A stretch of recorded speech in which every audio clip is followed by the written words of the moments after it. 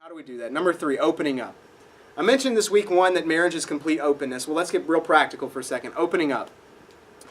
Ephesians chapter 5, verse 31 says this, "Therefore a man shall leave his father and mother and hold fast to his wife, and the two shall become one flesh." Here's the deal. We should care about each other. We should be involved in each other's life, and we should know how we're doing. Real practically, 2 ways we can do this. Letter A, communication. Letter A, communication.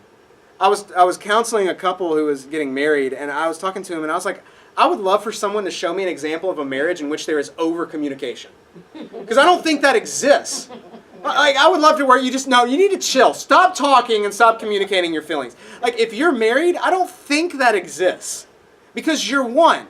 Imagine with me for a second, we've all heard the stories, imagine with me that you have a neck injury, and your head can no longer communicate with your body. What happens? You're paralyzed. Your body is no longer able to function in the way that it was intended to because there's no communication. And so oftentimes the reason we find some of us find ourselves in a marriage that seems to be suffering paralysis is because we've stopped communicating. We've stopped sharing our emotions. We've stopped sharing our fears. We've stopped sharing how we're doing, how we can help each other, how we can serve each other.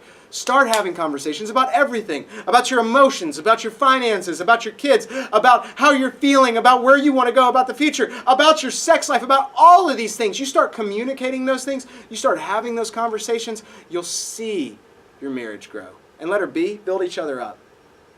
Build each other up. If Colleen comes up to me after the sermon, and she's not in here right now, but she came up to me after the sermon, she was just like, "That was awesome."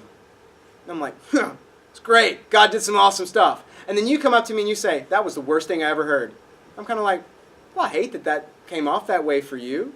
But I'm sitting here, I'm kind of like, but you know what? My wife really thought it was great.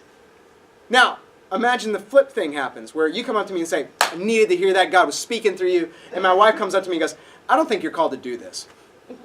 What am I doing? I'm going, I don't think I'm called to, regardless of how many of you come up to me and go, "That was great." I'm going, I don't think I'm called to do this. Why? Because my wife's tongue has the power. The way she speaks to me has the power to shape and mold the way that I think about myself.